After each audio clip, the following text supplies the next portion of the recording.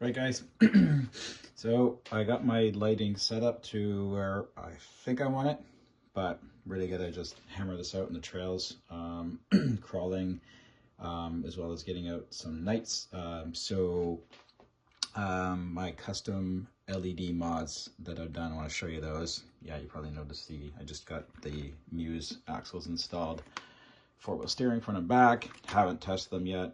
Haven't got to do a bit of tuning, so it's not even, my steering's not even set up yet. But anyway, LED. So as I mentioned in an earlier video, I use, let me just show you what I use. Use a product called NeoPixels. If you haven't heard of them, they're RGB LEDs. They're individually addressable, 16 million colors.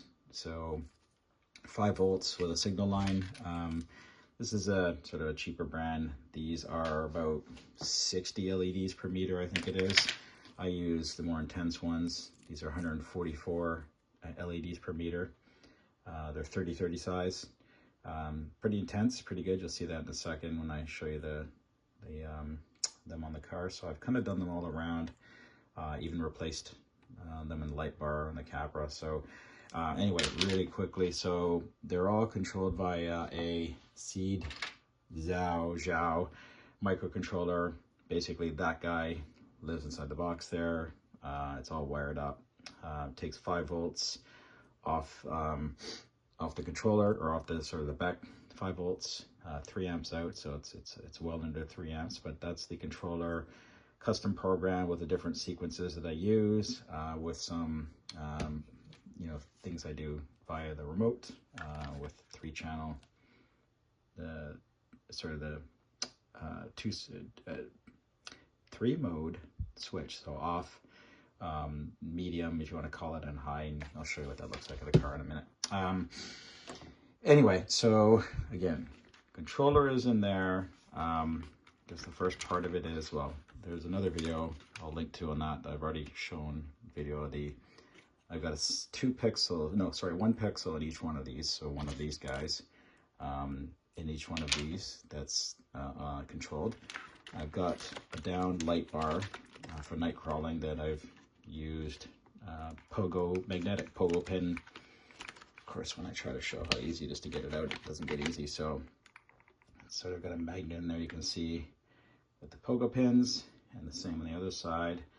So it just sort of, bear with me for a second here, snaps in place, can take a good beating, hits rocks or whatever, if anything even gets in there, stays where it needs to stay. The front one did the same thing, but I actually made that basically permanent. I've mounted it on, it doesn't snap on and off.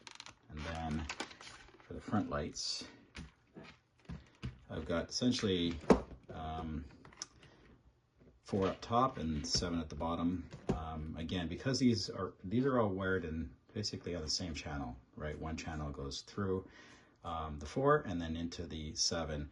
But I can individually control each LED, so I can tell any one of these LEDs and any of these to do what they want when they want. So the way I've got it is, this is like a separate LED from this. So anyway, let's not waste much time. Turn off the light, show what it looks like.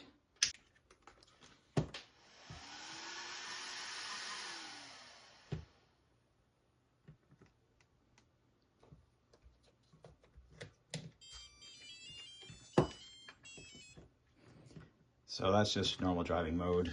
Again, you can see the backlights, they're just sort of in brake mode because the car's stopped. You drive forward, they kind of go purpley color. Flash to stop, and you drive backwards, they blink, and then they go on solid white.